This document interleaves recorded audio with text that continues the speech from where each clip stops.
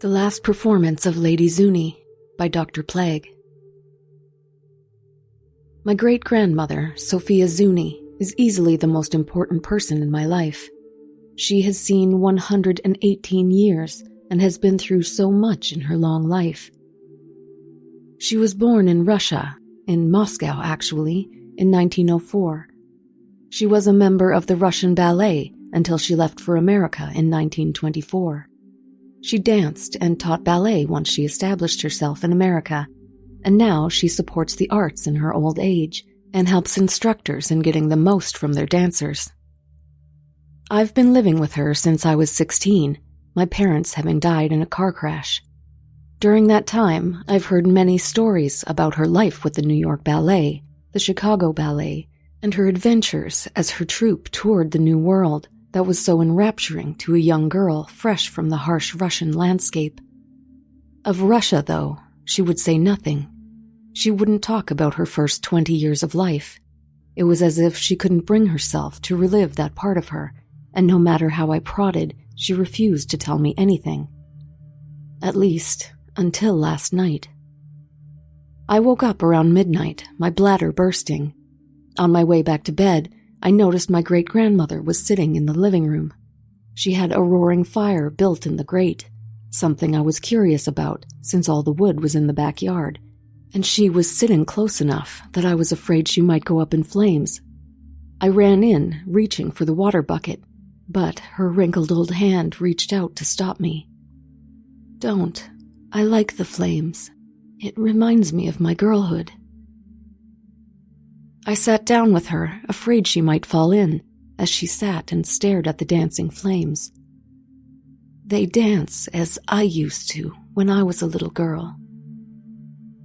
I was quiet for a moment, her voice spidery and quiet. "When were you in Russia?" I finally asked. She nodded. "I studied under Madame Jeunesse Grutiev, one of Russia's finest instructors.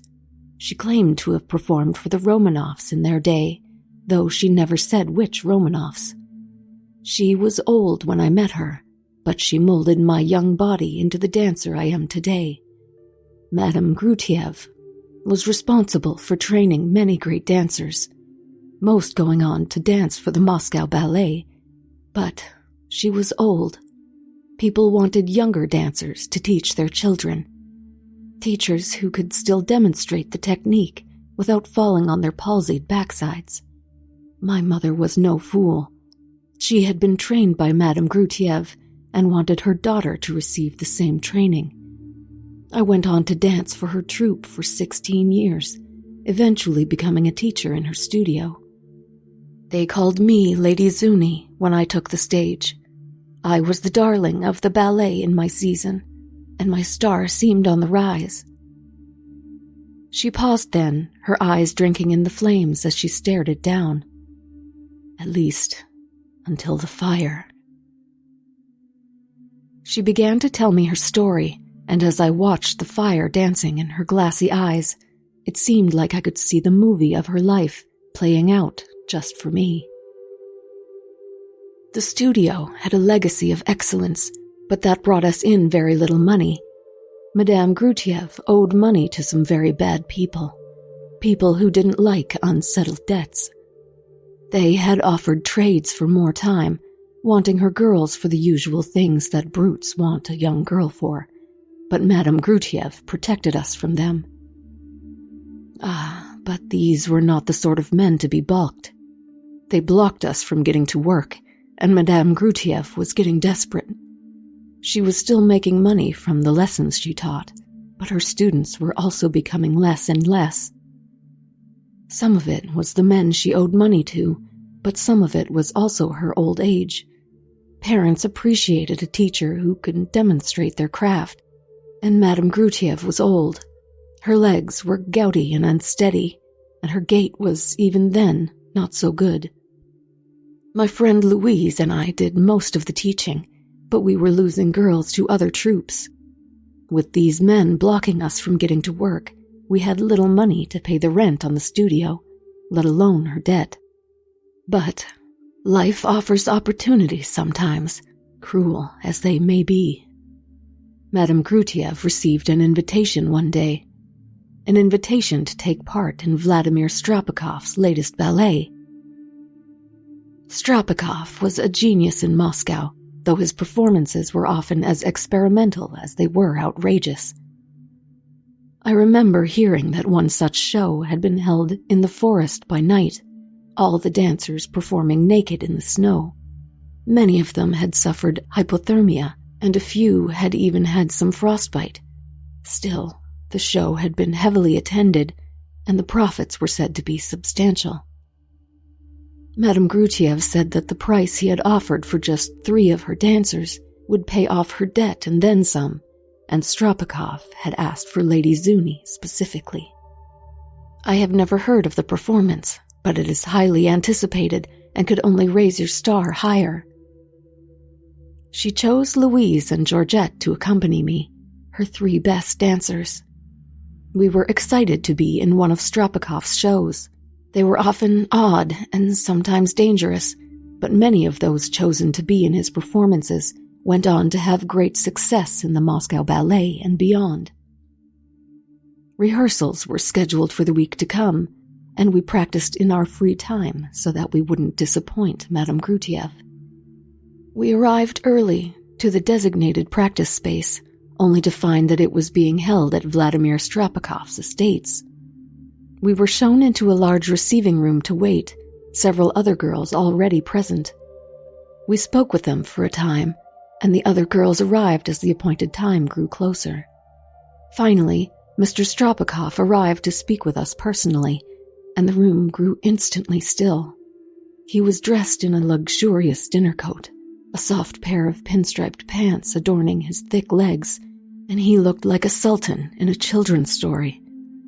His caliph-like slippers were pointed, elvish in their design and softness, and he seemed to exude charm and affluence. I am glad that so many of you have come to join my little production. I have called 30 of you here, but I will only retain 15. 15 of the best will take part in my production of Moths Aflame.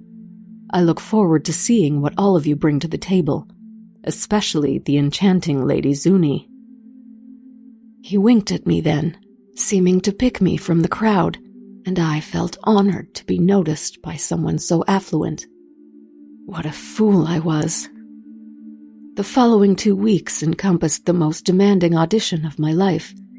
Strapakov put us through our paces from dawn till dusk, sometimes making us dance and rehearse for hours on end. He cut 5 in the first hour, 2 others before the day was over. He made us dance naked on the first day, watching as our bodies moved and making notes of where we could improve. After the 3rd day, we were allowed to wear our leotards, and he made us run through the woods like deer on a hunt. He cut those who didn't run gracefully enough, another 4 girls, and as we bent double, gasping for air in his backyard, he smiled wolfishly. You do not disappoint, dear Lady Zunie. I knew you would be the one to give my performance fire. It took 4 more days of grueling drills to ferret out the last 4, and Georgette wept as she was sent away on the last day of trials. After that, the true work began. We were fitted for our costumes, the fabric gauzy and the material slightly oily. It sat against the skin like mud and made my flesh crawl. It felt greasy, and Louise told me that it made her break out in a rash. As we began to dance in them, I could hear the way it grated against my skin. It made me think of sand or perhaps burlap, but it was always soft to the touch as I removed it. It makes sense now, but by the time I figured it out, it was far too late. We practiced and rehearsed for the next month, Strapakov's critical eye always upon us. When the night of the show arrived, we were all aflutter with anticipation. We peeked through the curtains as they filled in, women in furs and men in suits. All of them wore mysterious lacquered masks, and they looked ghastly as they leered at the stage. They sat like ghosts amid the low lights, watching with anticipation. In our costumes, we resembled moths, In my stomach, I felt like a swarm was swirling in an anxious cloud. I felt like it was my time on stage again, and I had to remind myself that this was no different than any other performance. When Stropikov called us all to him, we gathered for his final instruction. "Good luck tonight, my beauties. Tonight's show promises to be the highlight of the season.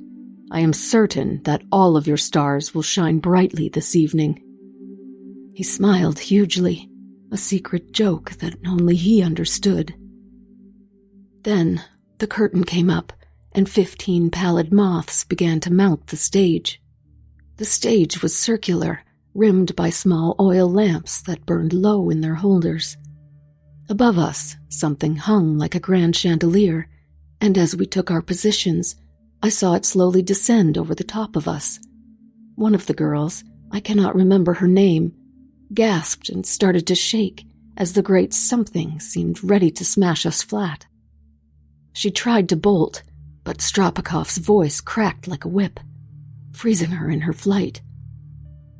"Do not move. Do not move a muscle. You will not ruin my vision, little moth. Not tonight."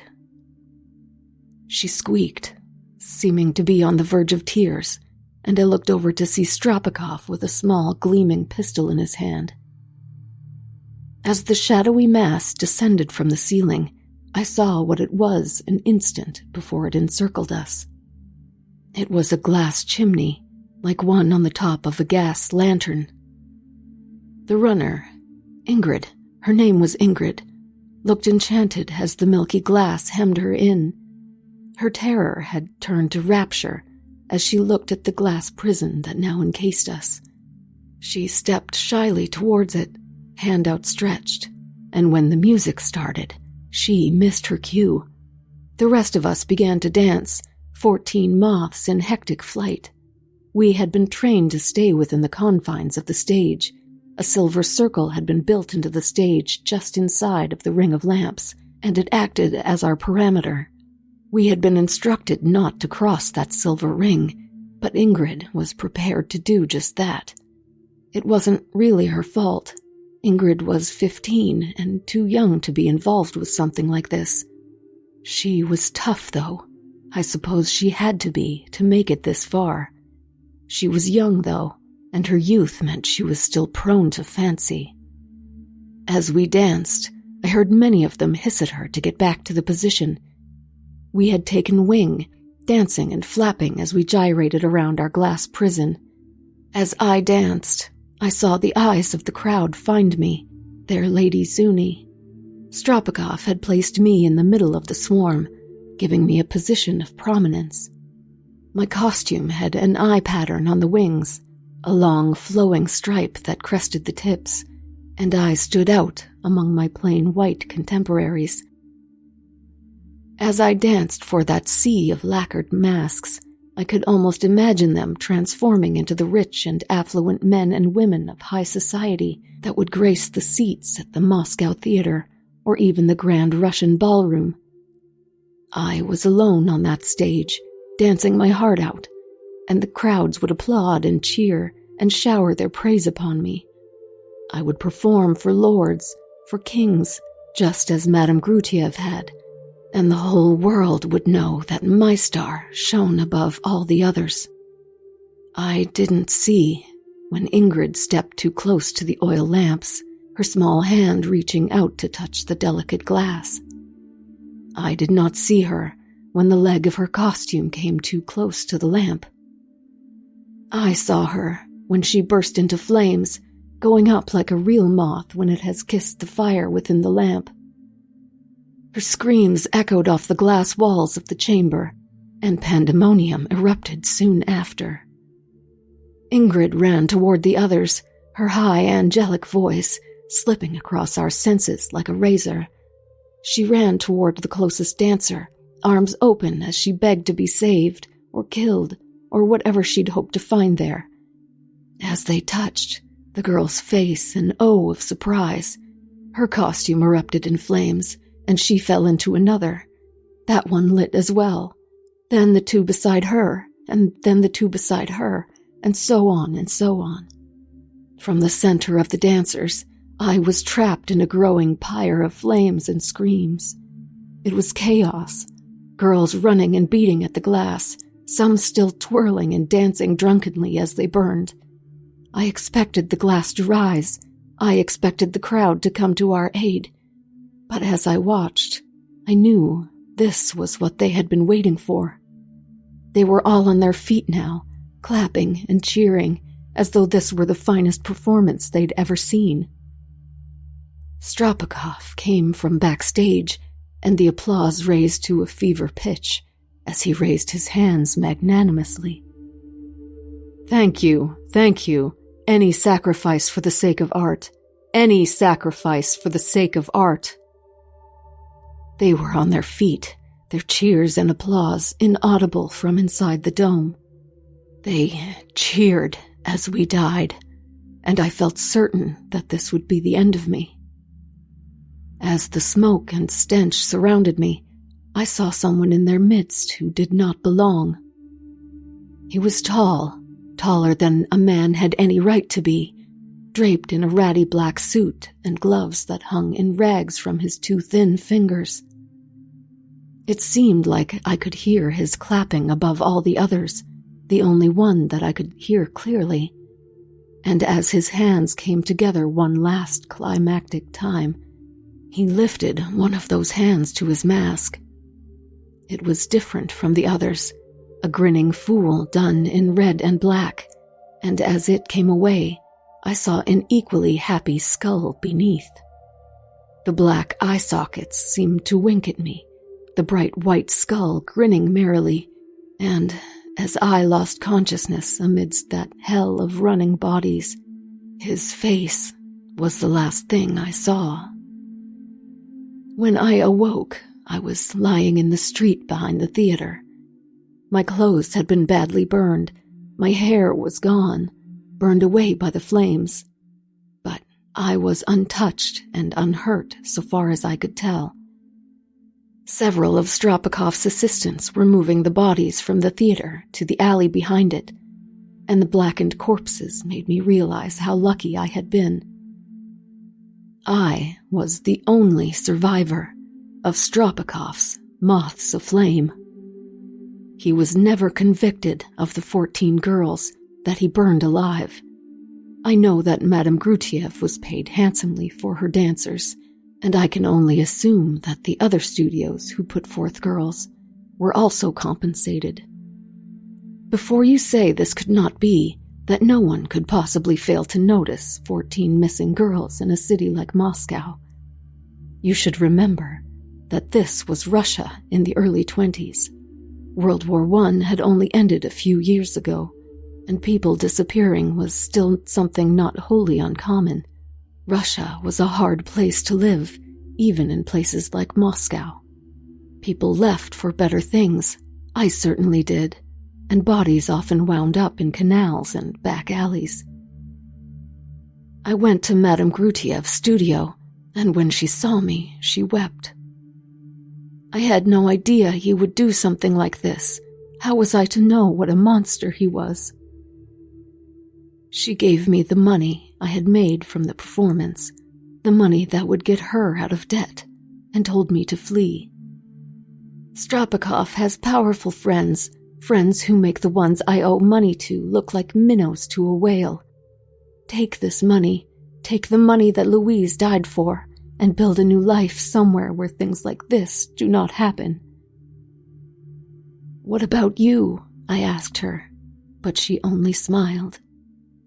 I am going somewhere beyond them. She killed herself later that night, drank poison in her office or some such thing. Georgette found her the next day, but I was on my way elsewhere by then. She found me years later and wrote to tell me these things. She mourned us, those dead and those gone, and told me she still ran the studio where Madame had always loved to be. Stropikov continued to produce shows until 1955. A group of men came to get him after one of his performances, killed 8 girls, and burned a field of wheat to cinders. They hung him from a tree near the field, and it was too quick for the likes of him, if you ask me. I never danced under Lady Zunie again. She died in Moscow in the fire that killed so many. We sat there in the ensuing silence, the crackling fire the only sound other than my shallow respirations. Did you ever see him again? No, but I never forgot that grinning apparition or the clear regard he had for me. I attribute my long life to that night. I stood before death, and he tipped his head to me. When I see him again, I want him to see that I was worthy of his regard. The two of us sat, looking at the fire for quite some time, my sleep forgotten, as I watched the cinders dance, becoming ghost moths before my eyes.